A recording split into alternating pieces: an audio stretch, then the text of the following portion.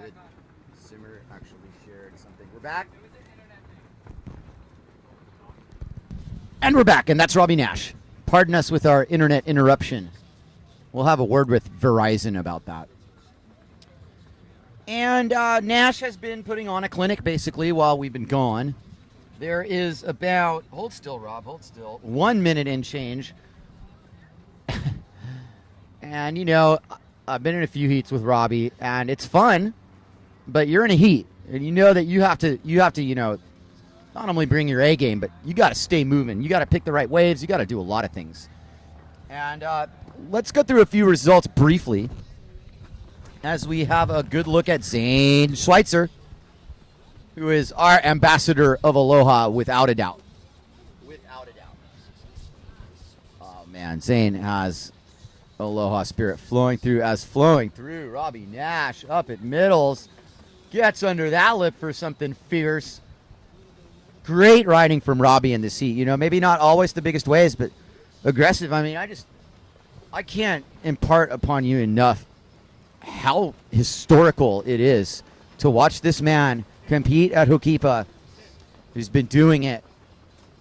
We're almost at 40 years of Robby Nash competing at Hokipa. If the first event, Maui Grand Prix, was what, 81, Rob? 81, yes. Unbelievable. With Matt Schweitzer, Zane's dad, and Mike Waltz. The fact that Robby has now spanned literally 4 generations is absolutely phenomenal, and I have a huge amount of respect for him because of that. All right, so that heat's done and dusted. Thank you, Rob, for replacing my Amber Night nutrition. And round 3 advancers, these are the guys who won their heats. In other words, first place in this heat. Marcelia Brown, Russ Faro, and Graham Ezzy, and I'm just going to go ahead and say Robby Nash as well. Agree. Clearly won that heat. I agree. And now we have another fairly high-profile rider. That's an understatement. Coming to you live is the Samurai, Bernd Rodinger. And he's paired with Rick Markham and Katsumata. Bernd cut all his hair off. Yeah, Bat cut his hair off. High speed, low drag. Did I hear a horn? Yes, that was Zane's finishing touch right there. Nice, Zane. Way to finish that heat off. And what you see here outside is that the wind has just all of a sudden picked up a lot. This is now the beginning of the wind sequence for the day. And lo and behold, you know, that kind of happens right as Barrett sailed out. And he looks fairly powered. He sailed straight out into the lineup. And that's always a sign of being really nice and powered. When you can just sail straight into the lineup, you don't even have to deal with the channel. That definitely throws things into a kind of a bit more of a frantic flow, if you will.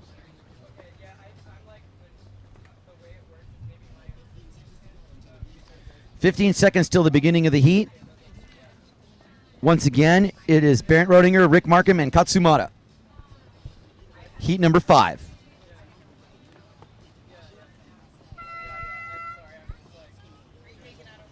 And the green flag's up. Rob, take it away. Okay, we're going to take it away here. There's not much to take away right now. Everyone's sitting on the outside setting up. Bernd Rodinger outside and upwind. And you guys, if you guys watch him on a wave, it's going to be a fun show to watch. He's so talented and fun to watch. Rick Markham owns a hotel in Paiute Kainalu Lodge. Kainalu Lodge, right next to Paia Bay Coffee, a supporter of this event. Yes. I don't know where I'd be without that latte I had this morning. Thank you, Danny. Broke them out, bro. Broke them out. Yeah, you know, Rick. I saw him shake hands with Alan Arakawa, our mayor, and Alan was like, "Oh, your son, he gets, you know, and he's gotten so big," and it seemed like they're on a first name basis with each other.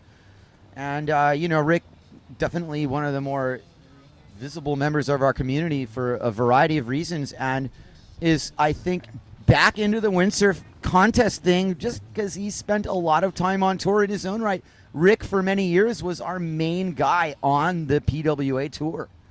And while he never won a title, he was certainly always a threat in any heat.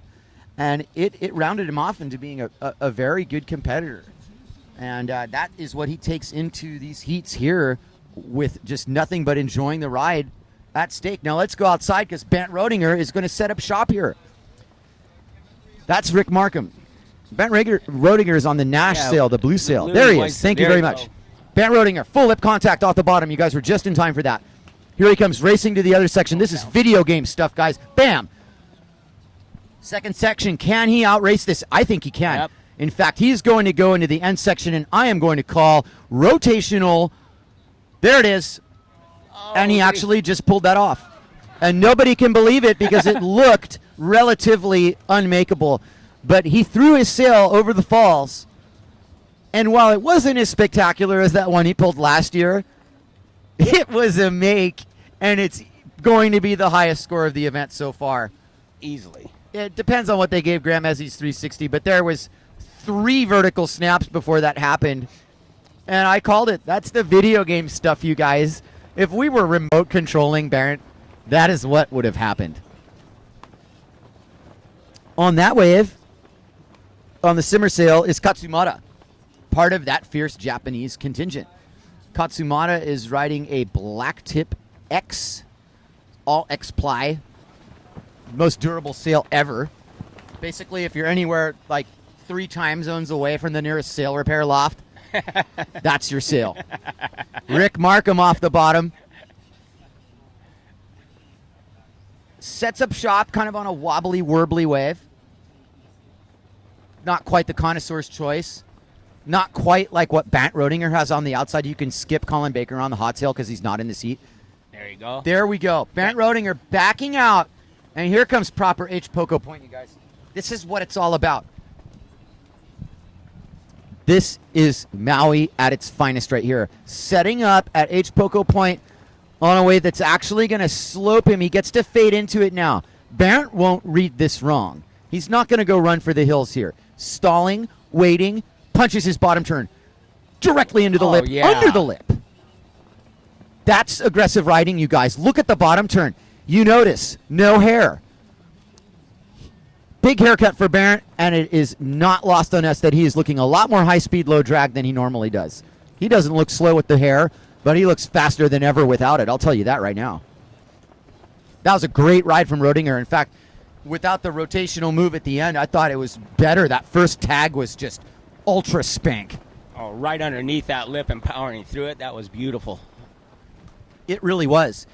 And what I'm seeing from Bant also, a little bit emulating Boss Robby there off the bottom. I mean, like, he had the same bottom turn. He did. And used it to great effectiveness. Barrett does not mess around. I can tell you about heats that Barrett has won by riding 2 waves in 3.5 minutes at the end of the heat. There has been some nail-biter stuff from Barrett, not to mention last year's final when he came within a whisker of taking the event on a giant goiter that he almost made. And had he made it, he was winning that event. And I remember I was talking to Morgan this morning, who won the event last year and won it basically because Barrett didn't make that. And I was like, "What, did you see that? Were you checking?" It's like, yeah. Morgan was like, I was swimming, and I saw the whole thing from the water, and just was so happy when he got worked. Like, we support each other at this end, but believe me, if you're Morgan Nairo and you see Barrett just barely miss that, you're cheering because that's as close as it gets.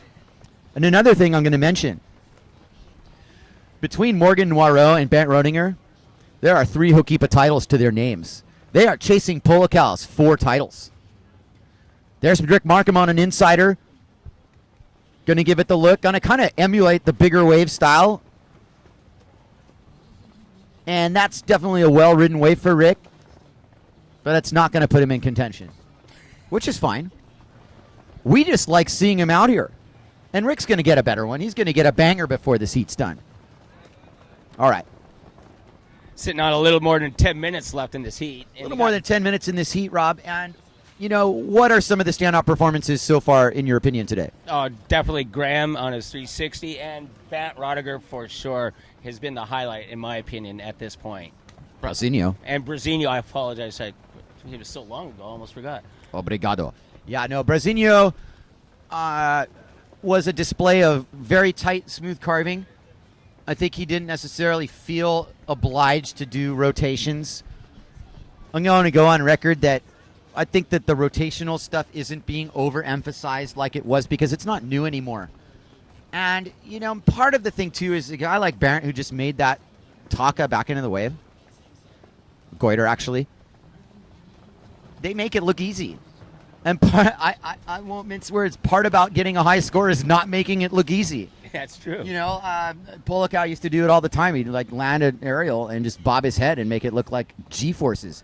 Here's Bant Rodinger, the samurai, up at H-Poco Point, a little bit behind it. This is more kind of Green Trees territory. He's in a great spot. And this isn't a maxing wave, but it's a perfect wave. And here goes Bant. Crispy high line, 360 attempt, skizzles into it. Just wizardry. Absolute wizardry, Rodinger. Most everybody at home thought he didn't have it. Here comes the bottom turn into a big, meaty man hit. Oh, man.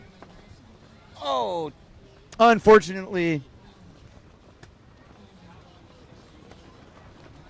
Katsumata there. He took a tumble. Taking it for the team. Bant Rodinger, however, as we see on replay, let's get that replay for sure on Rodinger. There's nothing else happening. Replay officials, let's take a look at the Rodinger 360. High line. So there you have it. I mean, it's just a well-played wave. Let's try it again, huh? Okay, we're going to try and get that 360. There's nothing else going on. Now, the thing about that was it looked like that he punched it out the back. But what he really did was he just embedded himself in the lip. And you know, like, it was a different kind of 360. And, you know, nobody expected him to make it. The funniest part was, like, it looked like he blew it. Yeah. And then he just went around. And it comes from experience. You never write off the samurai. That power lip thing, too, that, you know, that's a powerful move to do through a thick lip like that. It was a pretty big section. The thing about it was the read. Yeah. And as he was setting up, you could see where his eyes were looking at where he could make contact and hit flat. Hit it flat, but hit it with the projection that he's going to actually do this. We've seen two of them now. Yeah. It was similar to Graham's. It was. And he had the horizontal approach to things. He actually covered ground as he was rotating. Amazing. I mean, Bant, hats off. We're not going to seed you straight to the finals just yet. But, man, is it looking good. Looking right where he left off last year with almost a little more style. I think Barrett is showing right now a little less mechanical and a lot more surf style. Barrett is not just a windsurfer. Barrett, stand-up paddles, foils, and surfs very well.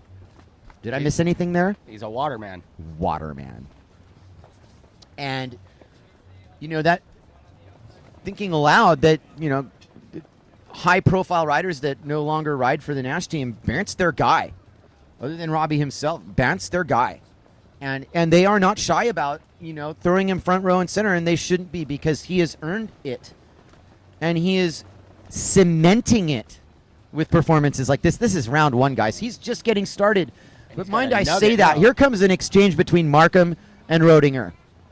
And this is a 1-2-3 exchange. Keep it on Markham here just for the beginning here as he sets up shop. Rick Markham taking aim at the lip. That's aggressive for Rick. I really like that turn. And he's going to finish his ride out the back. Keep it with Rick because Barrett kicked out.